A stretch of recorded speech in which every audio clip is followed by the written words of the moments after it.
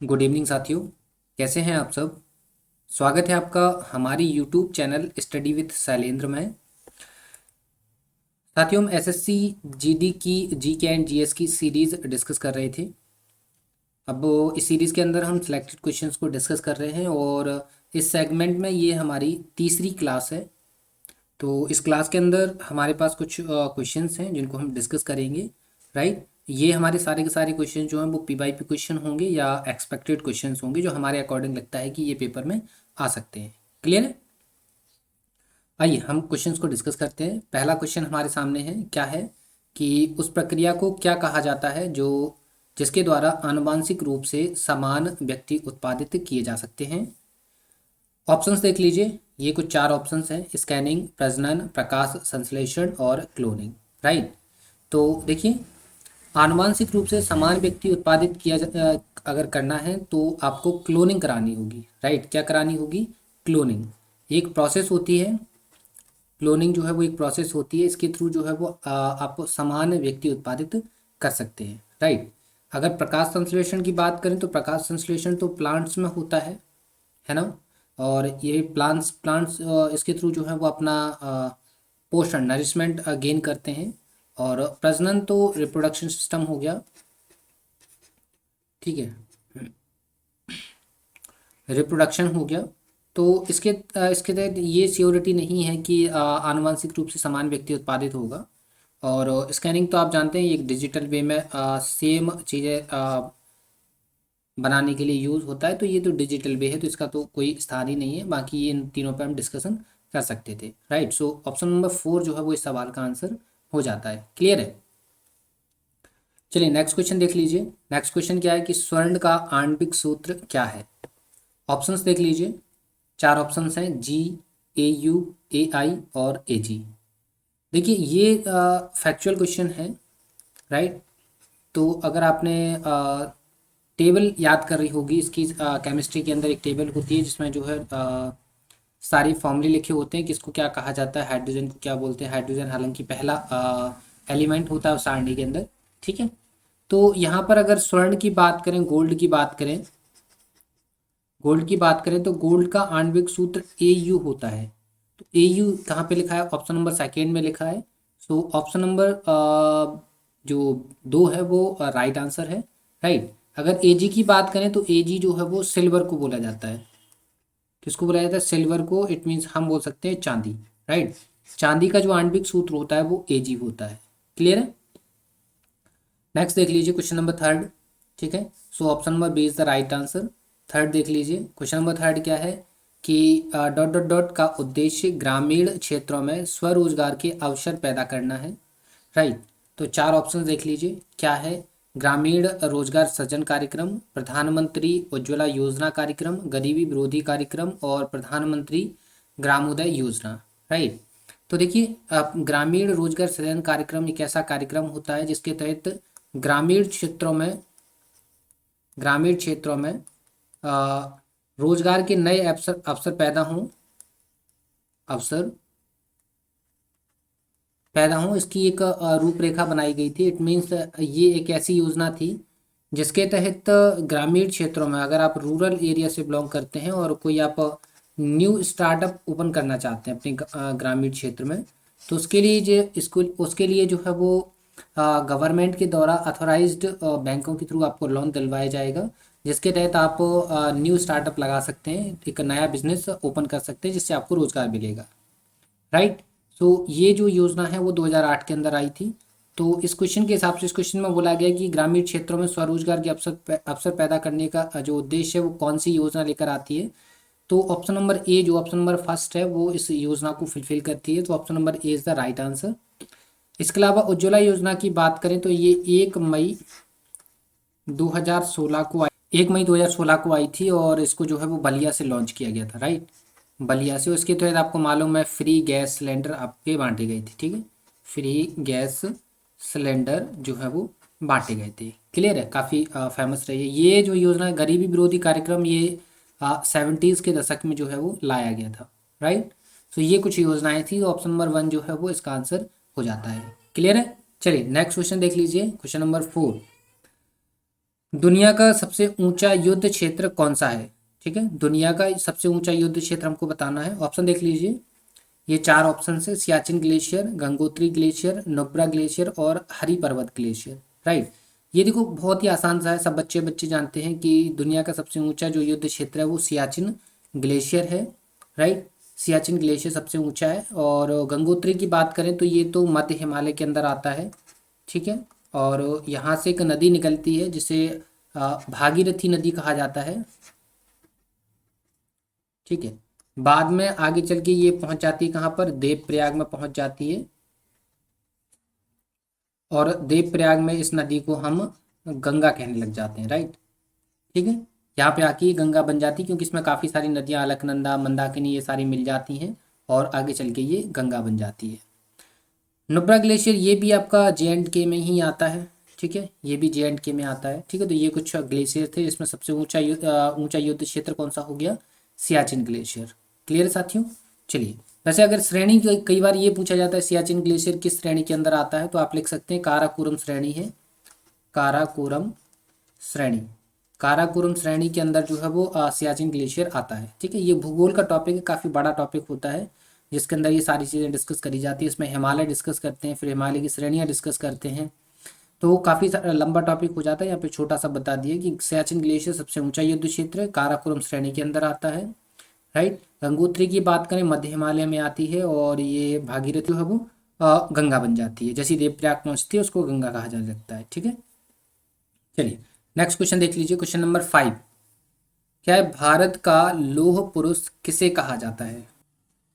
देख लीजिए, चार ऑप्शन हैं आपके पास: मोहनदास करमचंद गांधी, जवाहरलाल नेहरू, बाल गंगाधर तिलक और वल्लभ भाई पटेल। राइट, ये चार ऑप्शन हैं आपके पास। तो देखिए, लौह पुरुष, भारत का जो लौह पुरुष है वो सरदार वल्लभ भाई पटेल को कहा जाता है और ये आप जानते होंगे। ठीक है, ऑप्शन नंबर 4 जो है वो इस सवाल का आंसर हो जाता है।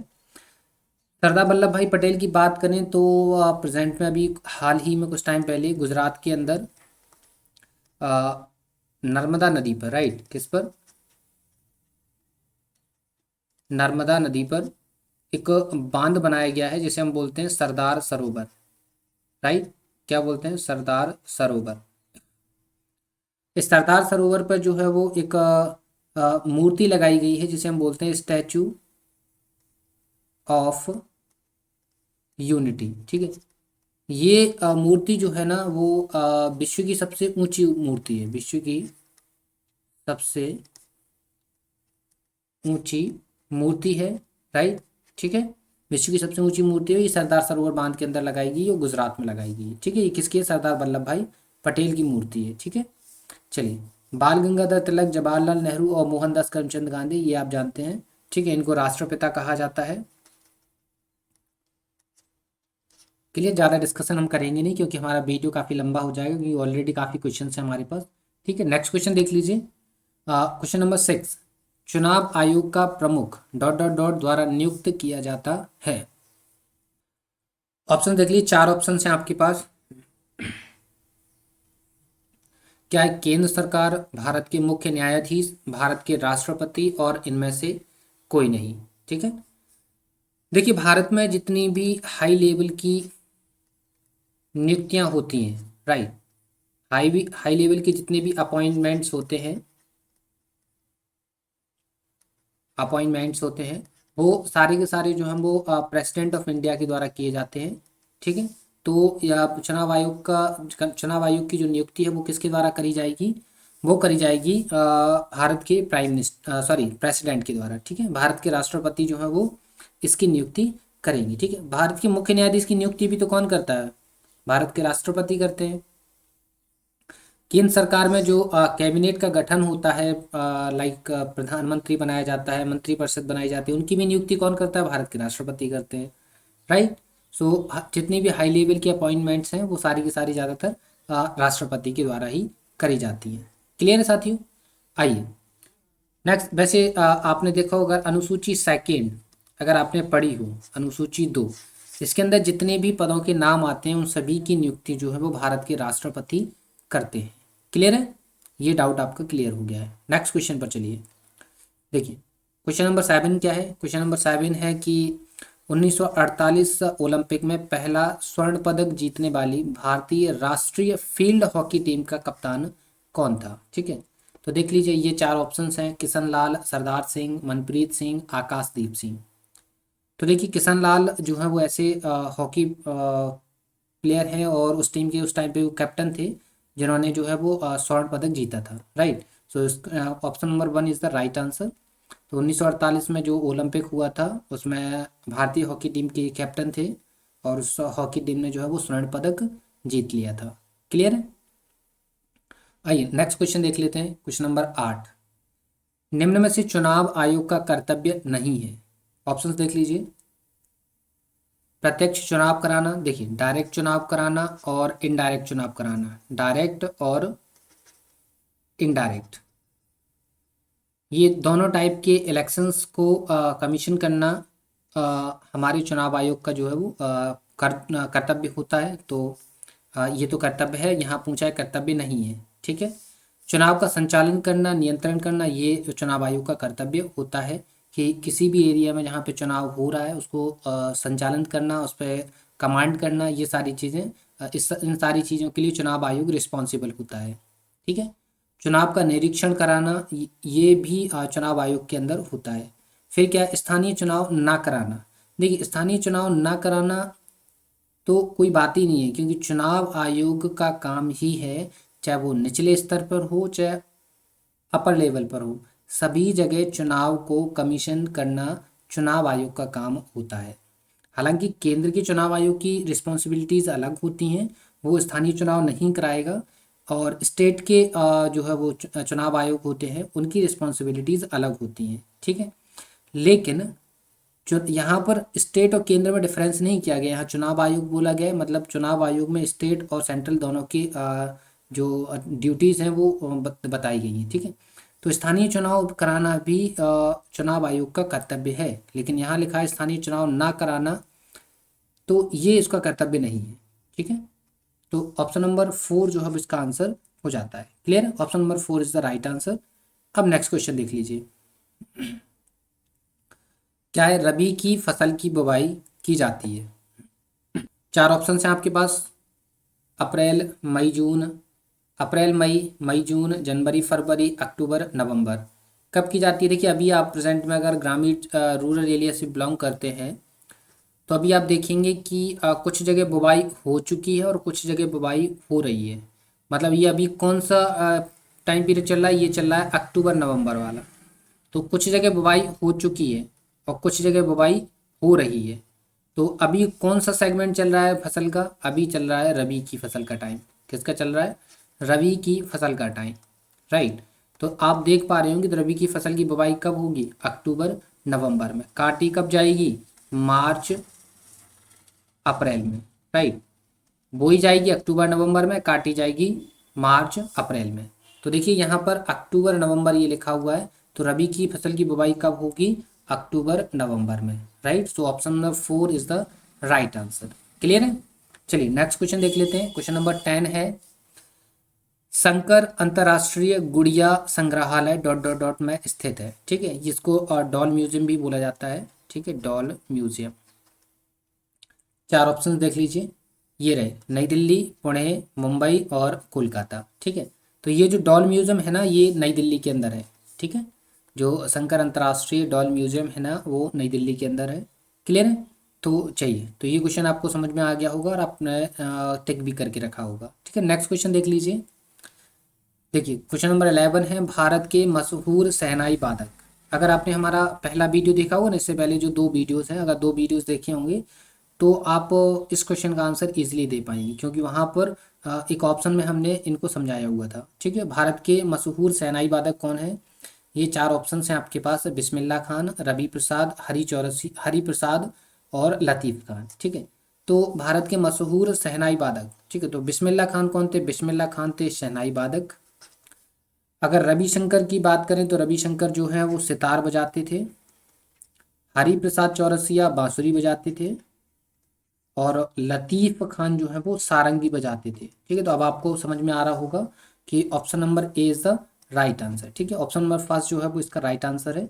तो बिस्मिल्लाह खान जो है वो भारत के मशहूर शहनाई वादक हैं। इसके अलावा इनको भी आप लिख लीजिए, जहाँ पर भी साइड में लिखना चाहें। तो इनसे भी प्रश्न बनते हैं कि रविशंकर जो है वो किस इंस्ट्रूमेंट से जुड़े हुए हैं, हरिप्रसाद चौरसिया किस इंस्ट्रूमेंट से जुड़े हुए हैं, लतीफ़ खान किस इंस्ट्रूमेंट से जुड़े हुए हैं। तो ये सारी चीज़ें प्रश्नों में पूछी जाती हैं। क्लियर है? तो ये आपने लिख लिया होगा। नेक्स्ट क्वेश्चन देख लीजिए। क्वेश्चन क्या है, प्लासी का युद्ध किस वर्ष में लड़ा गया था? चार ऑप्शन हैं आपके पास, देख लीजिए। 1757, 1857, 1900 और 1957। ठीक है। अगर युद्ध की बात करें तो युद्ध तो 1900 में कोई युद्ध ही नहीं हुआ। 1957 में तो भारत में कोई युद्ध हुआ ही नहीं उस टाइम पे, ठीक है, क्योंकि भारत आज़ाद हो चुका था, चुनाव वनाव हो गए थे। ठीक है। अगर हम देखें तो 1857, आपको पता है revolt of 1857, revolt of 1857 Bharat का स्वतंत्रता संग्राम है। और 1757 में जो है वो बैटल ऑफ प्लासी हुआ था। राइट, कौन सा हुआ था? बैटल ऑफ प्लासी या बैटल ऑफ प्लासी। राइट, क्या हुआ था? Battle of Plassey. ठीक है। यहाँ पे क्या पूछा गया है? प्लासी का युद्ध। तो ऑप्शन नंबर फर्स्ट जो है वो इसका राइट आंसर हो जाएगा। ठीक है।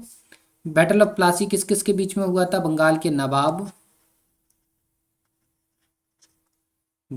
नवाब मतलब नवाब ऑफ बंगाल वर्सेस आप बोल सकते हैं ईस्ट इंडिया कंपनी। ठीक है। इसमें ये हार जाते हैं और ये जीत जाते हैं। ठीक है। काफ़ी लंबी स्टोरी है, क्योंकि यहाँ पे ब्लैक होल की भी घटना घटती है उससे पहले, 20 जून 1756 को। फिर उसके बाद जो है वो मुंबई से इसको जो है एक ईस्ट इंडिया कंपनी के कमांडर को बुलाया जाता है। इसके बाद ये युद्ध हो जाता है। ठीक है। तो इसमें अंग्रेज जीत जाते हैं 1757 के युद्ध में। क्लियर है? तो बैटल ऑफ प्लासी कब हुआ था? 1757 में। क्लियर है? अभी हम मॉडर्न हिस्ट्री की सीरीज जब पढ़ रहे होंगे उस दौरान इसको फुल्ली डिस्क्रिप्शन में डिस्कस करेंगे। राइट, काफ़ी बड़ा टॉपिक है, तो यहाँ पे हम चर्चा नहीं करेंगे। ज़्यादा लंबा वीडियो वैसे भी अभी वैसे ही वीडियो लंबा होना है, और समझाएंगे तो और ज़्यादा लंबा हो जाएगा, तो मज़ा नहीं आएगा। ठीक है। नेक्स्ट क्वेश्चन देख लीजिए। नेक्स्ट क्वेश्चन है, वैश्विक प्रतियोगिता में स्वर्ण पदक जीतने वाली पहली भारतीय जिम्नास्ट कौन थी? ठीक है। चार ऑप्शंस देख लीजिए, ये ऑप्शंस रहे आपके पास। तो इसमें क्या है, वैश्विक प्रतियोगिता मतलब वर्ल्ड चैंपियनशिप में स्वर्ण पदक जीतने वाली पहली भारतीय जिम्नास्ट कौन है? तो जिम्नास्ट तो यहाँ पे दीपा करमारकर जी हैं, ये जिम्नास्टिक हैं। इसके अलावा तो इस हिसाब से इसका ऑप्शन नंबर फर्स्ट जो है इसका राइट आंसर हो जाता है। ठीक है। साक्षी मलिक की बात करें तो साक्षी मलिक तो इंडियन रेसलर हैं, आपको मालूम होगा, इंडियन रेसलर हैं, है ना? ठीक है, इंडियन रेसलर हैं। और इंडियन रेसलर सीमा पूनिया की बात करें तो सीमा पूनिया जो है वो डिस्कस थ्रोअर है। ठीक है, डिस्कस थ्रोअर है। और हिमा दास की बात करें तो हिमा दास तो एक एथलीट हैं। राइट, एथलीट हैं। ठीक है। तो ये जो है वो दौड़ती हैं। ठीक है। तो ये कुछ ऑप्शंस थे, तो इसमें ऑप्शन नंबर फर्स्ट जो है वो राइट आंसर हो जाता है। क्लियर साथियों? नेक्स्ट क्वेश्चन पर चल सकते हैं। नेक्स्ट क्वेश्चन देख लीजिए। क्या है, पौधों में जल परिवहन का कार्य होता है? ऑप्शंस देख लीजिए, चार ऑप्शंस हैं। क्लोरोप्लास्ट, सिराएं, जाइलम और फ्लोएम। तो देखो, आपने अगर पुराना वीडियो देखा हो तो हमने जाइलम और फ्लोएम के बारे में बताया था कि फ्लोएम के थ्रू जो है वो प्लांट जो है वो फूड बनाते हैं या फूड गेन करते हैं, और जाइलम के थ्रू जो है वो प्लांट जो है ना, प्लांट्स ये वाटर गेन करते हैं। राइट, तो आपको बताया था हमने अपने प्रीवियस वीडियो में बताया हुआ है, तो आप उसको देख सकते हैं। ठीक है। सो ऑप्शन नंबर 3 जो है वो इसका राइट आंसर हो जाएगा। ठीक है। So xylem is the right answer. Clear है? नेक्स्ट क्वेश्चन हम देख सकते हैं। नेक्स्ट क्वेश्चन 14 अब 15 आ गया है। 15 क्या है, लोकतंत्र में सत्तारूढ़ दल किसके प्रति उत्तरदायी होता है? चार ऑप्शंस हैं आपके पास, देख लीजिए। चार ऑप्शंस कौन कौन से हैं? न्यायपालिका, विपक्ष, लोगों के प्रति, और इनमें से कोई नहीं। ठीक है। देखिए, लोकतंत्र में जो भी सत्ता दल आता है, सत्ता दल जो होती है, जैसे प्रेजेंट में बीजेपी की गवर्नमेंट है, पहले कभी कांग्रेस की हुआ करती थी। ठीक है। तो जब ये सत्ता में होते हैं तो ये किसके प्रति रिस्पॉन्सिबल होते हैं? ये रिस्पॉन्सिबल होते हैं भारत के जनता के प्रति, इट मीन्स लोगों के प्रति। Right, so option number 3 is the right answer. लोगों के प्रति होते हैं, विपक्ष तो इनको बताने के लिए होता है कि आप गलत रास्ते पे जा रहे हैं, ठीक है, तो बहस करने के लिए होता है। ज्यूडिशरी जो है वो कमांड करने के लिए होता है, लेकिन जो सत्ता दल होता है वो रिस्पॉन्सिबल होता है, क्योंकि जनता ही उनको अपना प्रतिनिधि बनाकर जो है संसद में भेजती है। तो किसका नेतृत्व करते हैं? भारत की जनता का। तो जब आप उनका नेतृत्व कर रहे हैं तो रिस्पॉन्सिबल भी किसके लिए होंगे? जनता के लिए, राइट।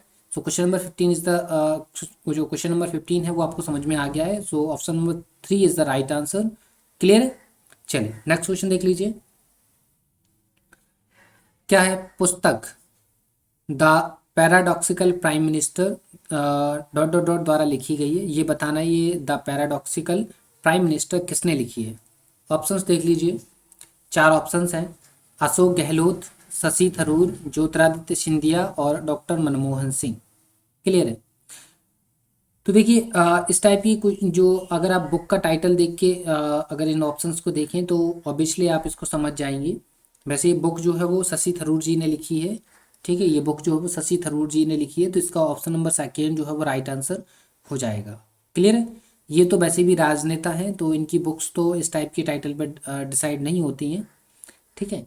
लेकिन इनकी अगर आप और एक बात और याद रखिएगा कि जो करंट में बुक्स लॉन्च हो रही हैं उन बुक्स के ऑथर आप ज़रूर याद रखिएगा, वहाँ से प्रश्न आपके बन जाते हैं, ठीक है।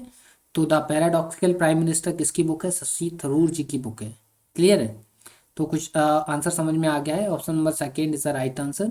नेक्स्ट क्वेश्चन पर हम चल सकते हैं। नेक्स्ट क्वेश्चन देख लीजिए, हिमालय की सबसे बाहरी श्रृंखला कौन सी है? ऑप्शंस देख लीजिए, ये 4 कुछ ऑप्शंस हैं आपके पास। तो हिमाद्री, पीर पांजाल, कैलाश और शिवालिक, ठीक है। ये हिमालय की ऐसे 3 जो है वो है, ठीक है, श्रृंखलाएं हैं। और आगे चलकर ये जो हिमालय है ना ऐसे मिल जाएगा, और मिलने के बाद ये जो नीचे की तरफ आ जाएगा। तो ये 3 हैं, जिसमें आपका जो है वो एक इसका क्या नाम, एक जो है आपकी बाह्य हिमालय है, एक आपकी मध्य हिमालय है, और एक आपकी जो है वो शिवालिक है, ठीक है। तो यहाँ पे देख पा रहे हैं ये सबसे बाहरी है, हिमालय की सबसे बाहरी श्रृंखला यही है ना, ठीक है। तो ये सबसे बाहरी श्रृंखला है और इसका नाम क्या है? शिवालिक। सो हिमालय की सबसे बाहरी श्रृंखला कौन सी हो जाएगी? सबसे बाहरी श्रृंखला हो जाएगी Shivalik. Okay, so option number 4 is the right answer, ठीक है। कैलाश की बात करें तो कैलाश तो तिब्बत के अंदर आता है, जो कि चीन का हिस्सा है। पीर पांजाल जो है वो मध्य हिमालय का हिस्सा है। एक छोटी सी श्रेणी है, क्योंकि जो मध्य हिमालय है ना वो छोटे छोटे भागों में बटा हुआ है, ठीक है। चलिए, हिमाद्री इसी को बोला जाता है, ट्रांस हिमालय को, या हम बोल सकते हैं बाह्य हिमालय जो है वो इसको हिमाद्री बोला जाता है। क्लियर है? चलिए नेक्स्ट क्वेश्चन देख सकते हैं। क्वेश्चन नंबर 18 देख लीजिए, क्या है? कौन सा मूत्र प्रणाली का हिस्सा नहीं है? देखिए 4 ऑप्शन हैं आपके पास, मूत्रवाहिनी, यकृत, मूत्राशय, मूत्रमार्ग, राइट। सो ये तो आपको ऑप्शन देख के समझ में आ रहा होगा कि option number B is the right answer. यकृत जो है वो मूत्र प्रणाली का हिस्सा नहीं होता है। क्लियर है? चलिए, अगर किडनी होता तो मान लेते कि किडनी जो है वो यूरिन उसका यूरिनरी ट्रैक का जो है वो हिस्सा मान सकते हैं, यूरिनरी सिस्टम का, ठीक है। लेकिन यकृत बिल्कुल भी उसका हिस्सा नहीं होता है, ठीक है। सो यकृत इज द राइट आंसर। वैसे भी ऑप्शन देख के आपको समझ में आ रहा है कि यकृत जो है वो इसका हिस्सा नहीं होता है। क्लियर है? चलिए नेक्स्ट क्वेश्चन देख लीजिए, क्वेश्चन नंबर 19, क्या निम्न में से कौन सा डिजिटल लेन देन नहीं है? देखिए 4 ऑप्शन हैं आपके पास। डिजिटल लेन देन क्या होता है ये तो आप जानते हैं, डिजिटल लेन देन होता क्या है पहले तो ये बता दीजिए। डिजिटल लेन देन होता क्या है? डिजिटल लेन देन जो होता है वो क्या होता है? जहां पर आप ई बे में क्या करते हैं? एक्सचेंज करते हैं।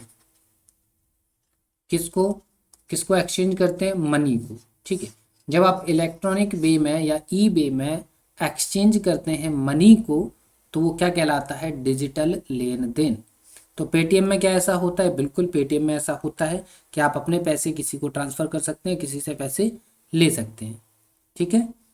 क्रेडिट कार्ड में क्या होता है कि आप क्रेडिट कार्ड स्वाइप कराते हैं और उसके अकाउंट में पैसे पहुंच जाते हैं, ठीक है। तो ये भी इलेक्ट्रॉनिक पे हुआ। एटीएम में आप कार्ड फंसाते हैं, पासवर्ड डालते हैं, अगर आपके बैंक में पैसे हैं तो पैसे बाहर आ जाते हैं, तो क्या हुआ, आपने डिजिटल वे में जो है वो बैंकों को पैसे दिए और बैंक ने आपको दे दिए, ठीक है। इलेक्ट्रॉनिक वे में आपने क्या किया, एक्सचेंज किया।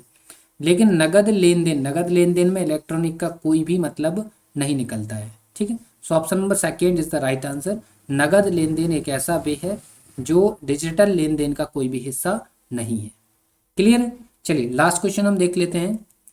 लास्ट क्वेश्चन है, सौरमंडल की खोज किसने की थी? तो ऑप्शन, चार ऑप्शन है आपके पास, कॉपरनिक्स, मर्फी, न्यूटन और वास्को डी गामा। तो देखिए वास्को डी गामा ने तो भारत की खोज करी थी, ठीक है। दूसरी बात, सौरमंडल की खोज कौन करेगा, एक साइंटिस्ट करेगा, तो वास्को डी गामा तो साइंटिस्ट था नहीं। इसने खोज करी थी कब, 1498 में जब ये भारत आया था। गलती से इसने भारत को खोज लिया था, गलती से इसको मिला था ना, निकला थोड़ी था भारत को ढूंढने के लिए, कुछ और करने के लिए निकला था ये। तो 1498 में जैसे तैसे ये भारत पहुंच गया था केरल के बंदरगाह पे, तो 1498 में इसने भारत को खोज लिया था। क्लियर। तो भारत की खोज वास्को डी गामा ने करी थी। न्यूटन ने तो सर जो है आ, इन्होंने गुरुत्वाकर्षण के नियम दिए हैं, है ना, गुरुत्वाकर्षण का नियम दिया है। और इन्होंने गति के तीन नियम दिए हैं, है ना, गुरुत्वाकर्षण के नियम दिए हैं और गति के नियम दिए हैं, ठीक है।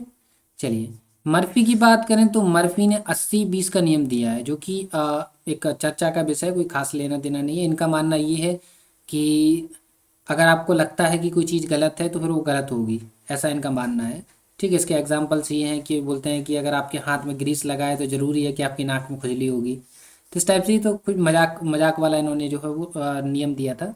बचे कौन, कॉपरनिक्स, ठीक है। कॉपरनिक्स ने सौरमंडल की खोज करी थी। Option number A is the right answer, ठीक है। Option number first is the जो फर्स्ट जो है वो इस सवाल का आंसर हो जाता है, ठीक है। अब आपको मालूम चल गया होगा कि आपने 20 क्वेश्चंस को अटेम्प्ट किया हमारे साथ और उसमें से कितने नंबर आपके आए हैं, ठीक है। इसी प्रकार आप हमारे साथ अपने आप को चेक करते रहिए। आपको ज़्यादा से ज़्यादा क्वेश्चंस हम प्रोवाइड करवाएंगे और कोशिश करेंगे कि ज़्यादा से ज़्यादा ऑप्शंस को डिस्कस कर पाएँ। देखिए ज़्यादा क्वेश्चन ऑप्शंस को हम डिस्कस करेंगे या ज़्यादा ब्रीफ में डिस्कस करेंगे तो वीडियो ऑलरेडी 20 से 30 मिनट तो निकल ही जाता है, क्योंकि 20 क्वेश्चन, एक क्वेश्चन में 1 मिनट तो लगना ही लगना है। तो अपना वीडियो 20 मिनट से ऊपर तो पहुँचना ही पहुँचना है, ठीक है। और फिर अगर ज़्यादा टाइम डिस्कस करेंगे तो फिर वो 1 डेढ़ 2 घंटे का पहुँच जाएगा, तो अच्छा नहीं लगेगा, है ना। तो कोशिश करिए कि आप हमारा साथ दीजिए, ठीक है।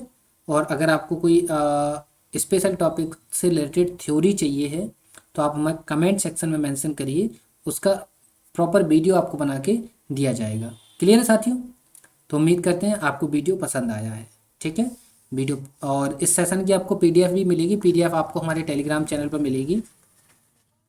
और टेलीग्राम चैनल की जो लिंक है वो वीडियो की डिस्क्रिप्शन में आपको प्रोवाइड करवाई गई है, वहाँ पे जाकर आप इस चैनल को जो है वो ज्वाइन कर पाएंगे, ठीक है साथियों। और वीडियो पसंद आई तो वीडियो को लाइक ज़रूर करिए, वीडियो को शेयर करिए और चैनल को सब्सक्राइब तो ज़रूर करना है, इसको आप बिल्कुल भी नहीं भूलेंगे, ठीक है। और अपने दोस्तों को बताइए और अपनी इस फैमिली को बड़ा करने में हमारी मदद कीजिए, ठीक है। तो मिलते हैं आपसे नेक्स्ट वीडियो में, तब तक के लिए धन्यवाद।